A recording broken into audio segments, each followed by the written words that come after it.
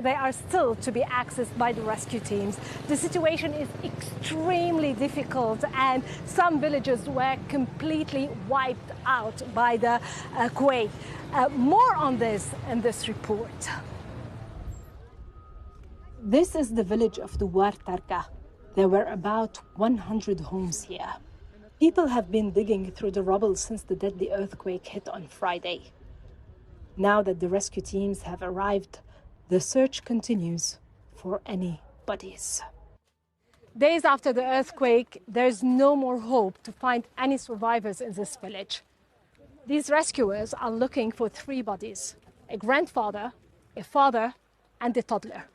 They are doing so with their bare hands.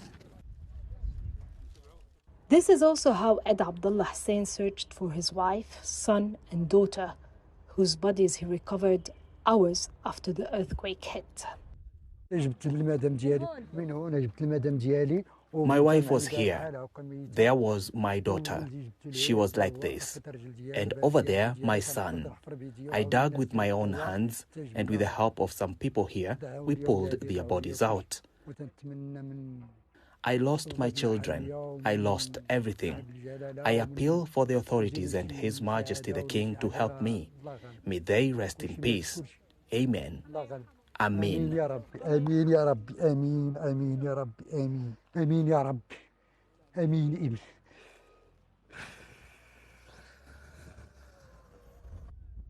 The only people trapped under the rubble who survived were those rescued by the villagers the night the earthquake struck. There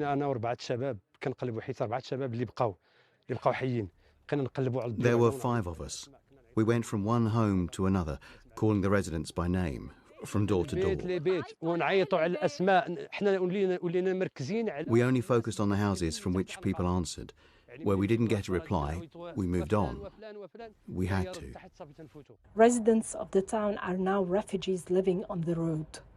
During the day, they take shelter from the sun in the shade of a tree or under a makeshift tent.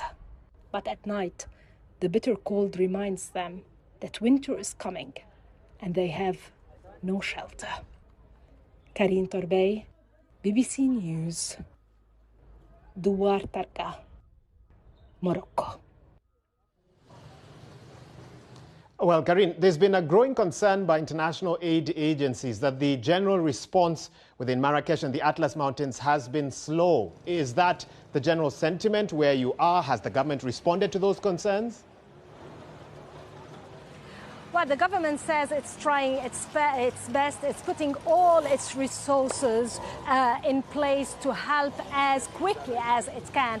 But it's the nature of the area that makes it so hard to reach. There are rescue teams also from Britain, from UAE, from Qatar, from Spain, who are actually helping on the ground. But this is extremely hard. A trip to that area that usually takes 2 hours in normal times took us yesterday around 6 hours, and that's because most of the roads to this place or to those areas, this village, and those that are further remote from it is extremely hard to access. There are all the time landslides caused by the effects of the earthquake. Some of the roads have become extremely narrow to cross. We have seen lots of ambulances, very heavy vehicles being transported to the area to help with the rescue diggers to remove all the rubble, but this is no easy task, and it seems it will be a long time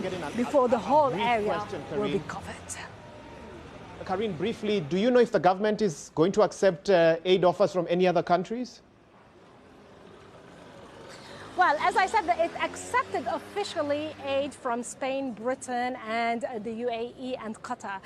There were other countries that offered to help, mainly France, Algeria, and other countries. But at the moment, what the Moroccan government is saying is that it's being extremely careful in choosing what aid to take and what offer to take, because it said it doesn't want any lack of coordination, and it wants to assess its needs and to the response, the international aid, to be really where it should go. So this is why it says that at the moment it's being extremely picky in who to ask to come in and help with the rescue efforts.